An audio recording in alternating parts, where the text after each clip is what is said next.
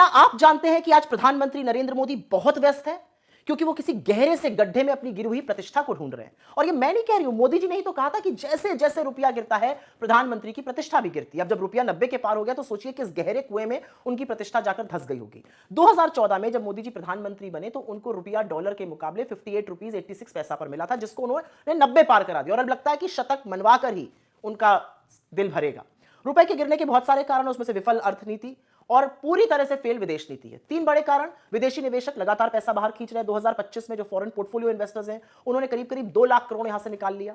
अमेरिकी टैरिफ का हमारी अर्थव्यवस्था पर घातक प्रहार हुआ है। ट्रेड डील ना होने के कारण रुपया और कमजोर हुआ है। और एक बड़ा कारण है कि जो इंपोर्ट बिल लगातार बढ़ रहा है और जो ट्रेड डेफिसिट, जो व्यापार घाटा लगातार बढ़ता जा रहा है, उसके कारण भी रुपया कमजोर हो रहा है। लेकिन अब रुपए की चिंता नहीं की जाती। अब तो प्रधानमंत्री, उनकी सरकार, ढोंगी अर्थशास्त्री और चरण चुंबक मीडिया यह समझाने पर तुला हुआ है कि रुपए का असल में कमजोर होना अच्छा है।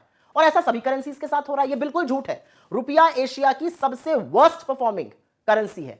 अप्रैल से अक्टूबर 2025 में इंपोर्ट बिल लगभग 650 बिलियन डॉलर का है, मतलब 58 लाख करोड़ रुपए, जो कि पिछले साल के मुकाबले 10% ज्यादा है। और ऐसा नहीं है कि आरबीआई ने कुछ किया नहीं। आरबीआई ने रुपए को मजबूत रखने के लिए करीब करीब 40 से 42 बिलियन डॉलर, करीब 4 लाख करोड़ रुपए खर्च किया, लेकिन उसका कोई असर नहीं हो रहा है।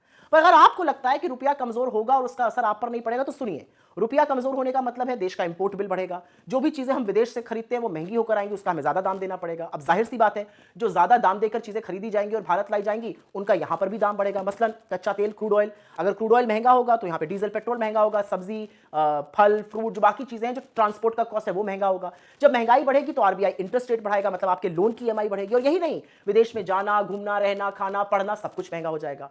तो अगर आप इस मुगालते में हैं कि रुपया गिरता रहेगा और आप मस्त रहेंगे, तो एक बार बैठिए और सोचिए।